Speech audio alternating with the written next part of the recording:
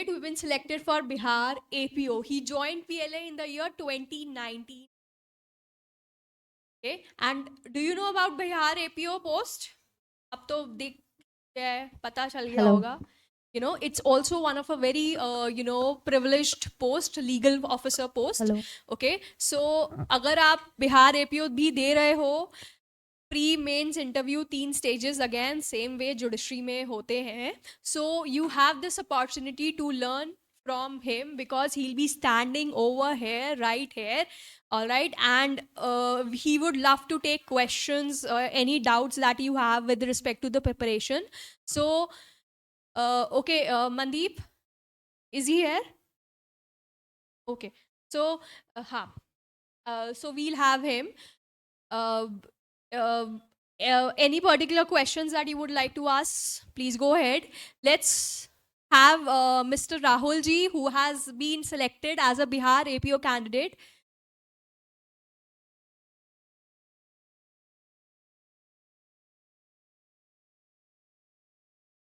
Let's have Rahul ji, and to honor the event, we have Pahuja sir as well. Thank you so much. Come, please. Rahul ji, many congratulations. A big round of applause. So you've been selected, and we know you've joined PLA in the year 2019. Okay, सो राहुल जी, हमें आपके actually आपके experience से पता करना था कि how you have achieve this, like Bihar APO selection आपने कैसे अचीव करा. So I would like to address the session over आज इधर.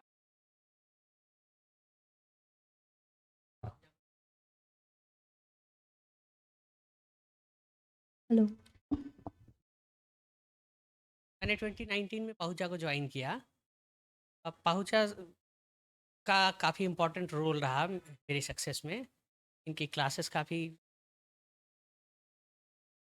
नोट्स भी जो थे वो काफ़ी हेल्पफुल थे. के बाद जो अभी इंटरव्यू गाइडेंस प्रोग्राम रहा उसमें भी पहुँचा ने मेरी काफ़ी हेल्प की.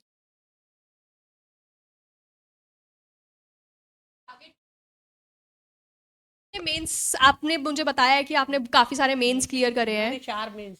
कौन कौन सी स्टेट के? मेरा टारगेट बिहार ही था तो मैंने बिहार में ही दिए चारों. ओके, जो मतलब आपका जुडिशरी- डे 1 से बिहार हाँ. टारगेट था. All right. ओके, तो मैंने मुझे जानना था कि ऑब्वियसली हम सबको पता करना होता है कि आपकी प्री में स्ट्रैटेजी क्या थी, मेंस में स्ट्रैटेजी क्या थी, इंटरव्यू में क्या था. देखिए, प्री की जो स्ट्रेटजी होती है वो मेनली बेयरक पे तो आपको कमांड करना ही होता है, उसका तो कोई ऑप्शन नहीं है. इसके अलावा जो प्रीवियस ईयर क्वेश्चंस हैं, जो एमसीक्यूज हैं, उनको बार बार लगाना होता है, तो उससे आपकी पेपर में स्पीड अच्छी रह जाती है, आप क्वेश्चंस को ज़्यादा जल्दी क्लियर कर पाते हो. ओके, और मेंस आपने आंसर राइटिंग कैसे किया? मेंस के लिए मैंने कुछ अपने नोट्स बनाए थे. प्रीवियस ईयर सॉल्व की मैंने उसमें मदद ली थी. बेयरक तो है ही, बेयरक का मदद ली थी. नोट्स भी तो जो थे पाहुजा के, उनसे मैंने मदद ली और अपने नोट्स मैंने तैयार किए. नोट्स जो है मेंस के लिए थोड़े से कंसाइज फॉर्म में होने चाहिए, जिससे आपको रिवाइज़ करने में थोड़ा-सा आसान रहे. पेपर के समय ज़्यादा टाइम नहीं होता है, उतने टाइम में आपको अपने नोट्स भी देखने होते हैं. करंट के केस लॉज़ वगैरह डालना, ये सारी चीज़ें करना. अपने नोट्स बने होते हैं तो थोड़ा-सा आसान रहे. इंटरव्यू में कौन कौन से क्वेश्चन थे आपके पास? अ, जो बिहार एपीओ का इंटरव्यू चल रहा था, वो काफ़ी कम समय चल रहा था, 5 से 7 मिनट का इंटरव्यू था. 10 के अराउंड क्वेश्चंस मुझसे पूछे गए. कॉन्स्टी से कुछ क्वेश्चंस थे, इनहेरेंट पावर से रिलेटेड कुछ सीआरपीसी से क्वेश्चन थे. तो सेक्शन 82, 83 वाले ये थे. जे एक्ट से 1-2 क्वेश्चन पूछे गए थे. बस ज़्यादा कुछ था. राइट. अच्छा, तो अब जैसे आपने 4 मेंस दे रखे हैं, there is always a setback, ठीक है?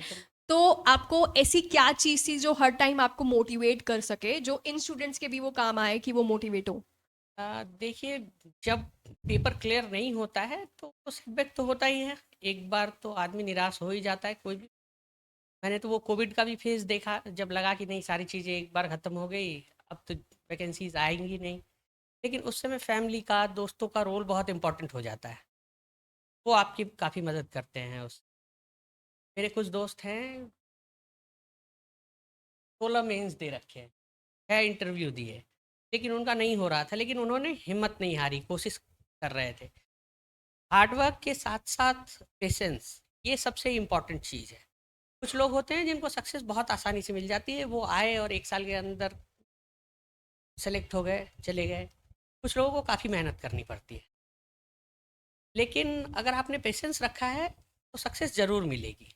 तो मैंने देखा है। अभी-अभी मेरे 2 दोस्त थे जिनके लिए मैंने बताया कि उन्होंने काफ़ी मेहनत की, लेकिन एक यूपी में जज बन गए और एक का अभी सिलेक्शन अभी मेरे साथ बिहार एपीओ में। तो मुझे जो लगता है कि पेशेंस रखेंगे आप और मेहनत तो आप कर ही रहे होंगे, लेकिन साथ-साथ पेशेंस रखेंगे तो सक्सेस ज़रूर मिलेगी। ओके, किसी कोई स्टूडेंट्स का यहाँ पे डाउट? हाँ जी।